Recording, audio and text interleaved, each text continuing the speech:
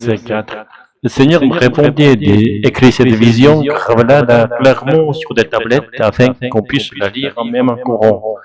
Cette vision attend le temps fixé, elle va se réaliser à la fin, et elle ne mentira pas. Si elle tarde, attends-la, car elle s'accomplira sûrement et ne tardera pas. Voici l'âme de l'orgueil n'est pas droite en lui, mais le juste vivra par sa foi.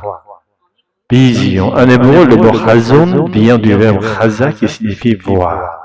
Le terme vision est une traduction fidèle en français, bien que le mot révélation puisse mieux rendre l'idée d'une vision contenant la volonté divine. Ce n'est pas une simple image, mais une vision prophétique qui exprime des vérités transcendant notre compréhension humaine. Dans Habakkuk, cette vision concerne le jugement de Babylone, une révélation divine claire, même compréhensible d'un seul regard en passant.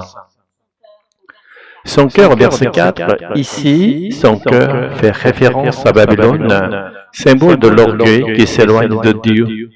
Babylone est destinée à être jugée et à périr à cause de son arrogance. Par contraste, le juste vivra par sa foi. Foi, Emouna, en hébreu, Emouna dérive de la racine Aman qui signifie soutenir, être fidèle. Le mot Amen en vient également. La foi, dans ce contexte, dépasse l'assentiment intellectuel. Elle est synonyme de constance, de fidélité et de solidité. Aujourd'hui, nous tendons à considérer la foi comme un acte de croire dans des vérités spirituelles. Mais en hébreu, la foi signifie s'ancrer fermement dans cette vérité sans vaciller. Habakkuk 4 ne vise pas seulement à opposer Babylone à Israël. Bien que Babylone soit condamnée, ce verset pointe vers une réalité spirituelle universelle. Seul celui qui vit par une foi ferme est considéré comme juste devant Dieu. Dans le Nouveau Testament, l'apôtre Paul souligne que personne n'est entièrement juste par ses propres moyens. Romains 3:10, que nous passons souvent d'une foi sincère à une foi vacillante. Ce passage anticipe la vie chrétienne transformée par le sacrifice de Jésus-Christ.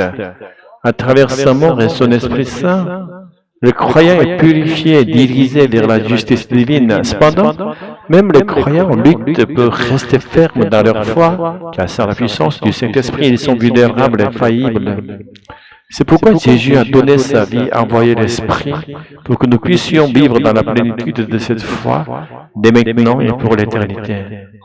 En cette nuit dominicale, prions dans le nom de Jésus pour que nous puissions vivre par son Esprit et demeurer dans sa présence éternelle. Alléluia. Amen.